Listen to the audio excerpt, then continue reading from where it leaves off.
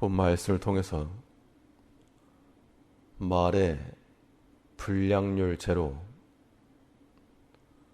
말의 불량률 제로라는 제목으로 하나님의 말씀을 증거하겠습니다. 대량 생산보다 더 중요한 것이 품질 좋은 생산입니다. 아무리 많은 물건을 찍어내도 불량률이 많게 되면 신뢰도가 떨어지고 그로 인해서 경쟁력은 약화됩니다. 적은 숫자를 만들어도 인정이 될 만한 품질 좋은 것을 만들어낼 때 그것이 더욱 가치 있는 겁니다.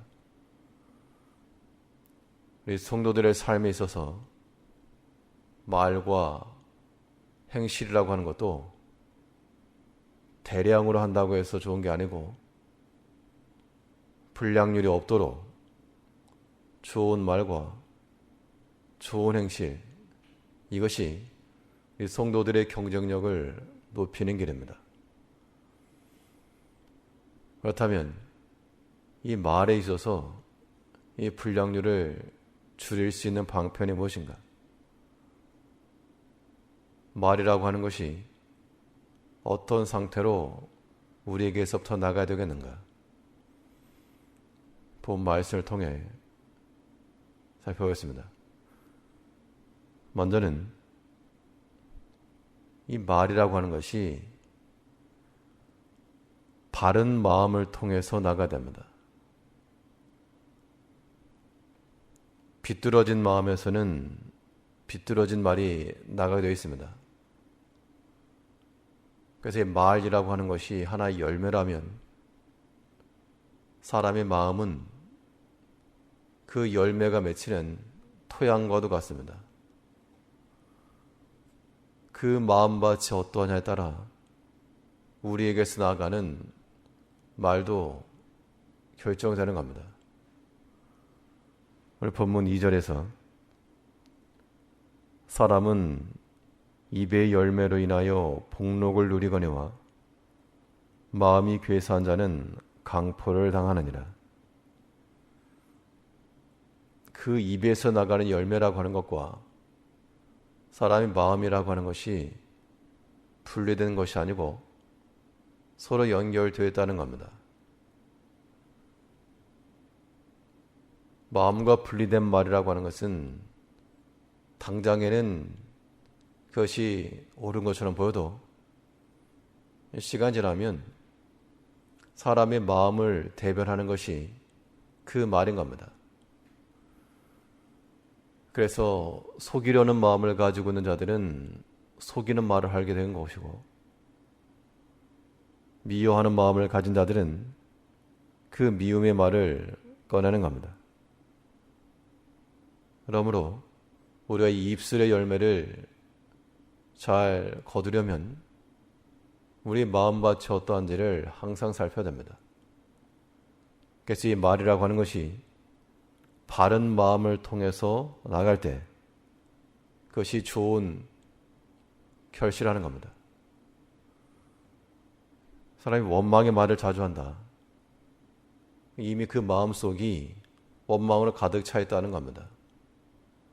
우리는 이 말 하나가 단지 한마디 말이 아니라 그 사람의 마음을 대변하는 것임을 알아야 됩니다. 성경은 말하기를 너희가 무엇을 말하든지 그 이전에 이미 너희 마음속에 그리스도 예수로 심고 소망 안에서 말할 것을 준비하고 있어라 하고 말하고 있습니다.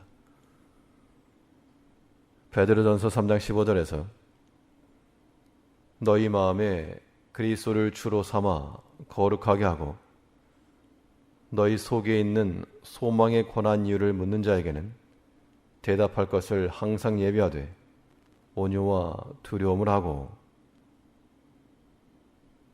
바른 마음을 가지고 있어야 바른 마음이 나간다는 겁니다. 우리 마음속에 그리스도 예수가 심겨지고 또한 소망의 끈이 매여 있을 때 그때 우리에게 살리는 말이 나온다 그랬습니다. 비뚤어진 마음에서는 비뚤어진 말이 나가고 바른 마음에서는 바른 말이 나가므로 우리는 우리 자신의 마음 상태를 항상 살펴서 하나님 앞에 감사함이 있는가, 하나님의 은혜를 아는가, 또한 형제를 사랑하는가, 그런 마음을 살펴야지만이 우리 입술에서부터 복이 되는 말이 나오는 겁니다. 하나님께서 우리에게 주신 이 입은 복된 열매가 맺혀야 될 그런 좋은 샘인데 이 샘에서 단물이 나오지 못하고 쓴물이 나온다면 그것은 하나님을 기쁘시게 하는 것이 아닙니다. 이제 우리가 이 말에 있어서 실수가 없으면 완전한 사람이라 했는데 좀 분량률을 줄여서 그 온전함에 나아가야 됩니다. 우리 마음 상태를 살펴 바른 마음을 통해서 바른 언어 생활이 우리 가운데 있어야 되겠습니다. 또 이 말의 분량률을 낮출 수 있는 방편은 이 말이라고 하는 것이 여과된 생각을 통해서 나가야 됩니다. 생각을 거친 말과 생각을 거치지 않은 말은 전혀 다릅니다. 우리가 하고 싶다고 해서 다 하는 것이 아닌 것처럼 할 수 있다고 해서 다 말하는 것도 아닙니다. 말에 있어서 당연히 절제가 필요하고 제어가 필요하고 생각하고 말할 줄 알아야 한다는 겁니다. 성경은 말하기를 입술을 지켜서 우리에게 있어서 실언이 되지 아니하도록 잘 지키라 그랬습니다. 3절에서 입을 지키는 자는 그 생명을 보존하나 입술을 크게 벌리는 자에게는 멸망이 오느니라. 입을 지켜서 그 말하는 것이 살리는 말, 또한 생명의 말인 것은 자기 생명을 살린 것이라 했고 그렇지 않고 막 배출해내는 것, 걸러지지 아니한 말들은 도리어 자기를 멸망에 이르게 한다 그랬습니다. 이제 우리 성도들은 이 말에 있어서 생각을 거치고 이것이 과연 합당한 말인가? 우리가 모든 말에 있어서 그렇게 하기는 어려울지라도 그런 것이 하나의 패턴이 되어야 됩니다. 습관이 되고 그러면 당연히 말하기는 더디하고 듣는 것에는 속히 할 줄 알 것이며 말하기 전에도 생각할 줄 알아야 됩니다. 시편 141편 3절에서 여호와여 내 입 앞에 파수꾼을 세우시고 내 입술의 문을 지키소서.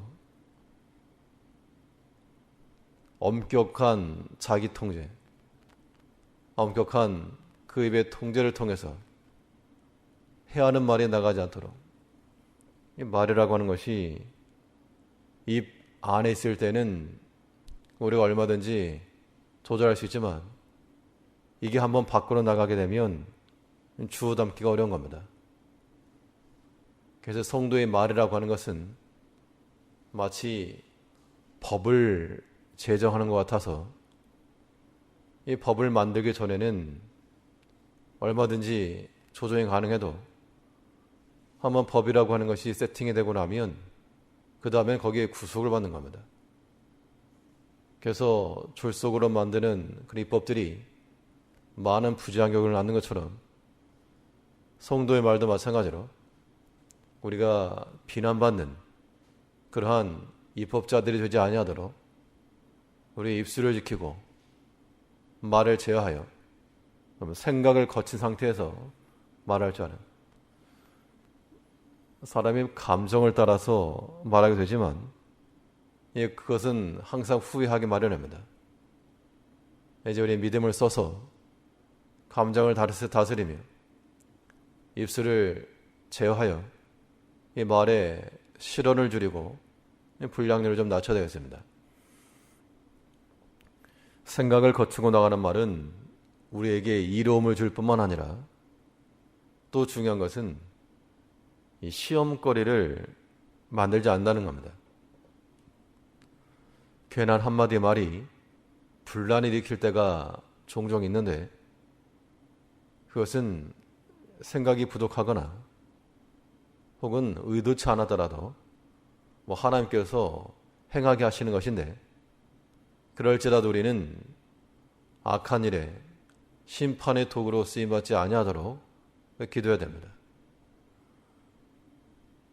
사람의 말이라고 하는 것, 육신의 감정을 따르게 말하게 되면 속은 시원할지 모르나 그 파장, 그 결과를 수습하기가 어려운 겁니다. 우리가 스스로 시험에 빠질 필요도 없고 시험에 들지 않기를 구하라 그랬는데 사람이 이 말하는 것이 제어하지 못하고 지혜롭지 못하면 스스로 시험거리를 만든다는 겁니다.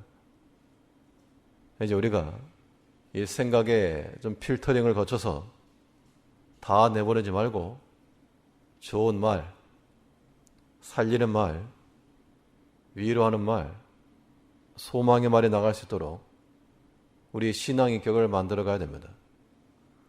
사람이 말하는 걸 보면 그 사람의 믿음의 수준과 인격까지도 이해할 수가 있는데 이제 우리가 세상 가운데서나 또는 믿는 자 가운데서 불량률이 많은 버려질 만한 그런 자들 되지 않고 바른 마음을 통해서 우리 마음속에 그리스도 예수를 항상 심어서 소망의 말들이 나타나며 또한 생각의 여과를 통하여 걸러지고 우리 입술을 지킬 줄 아는 시험거리를 만들지 아니하는 그런 언어성을 해나가는 우리가 되어야 될 줄 압니다. 기도하겠습니다.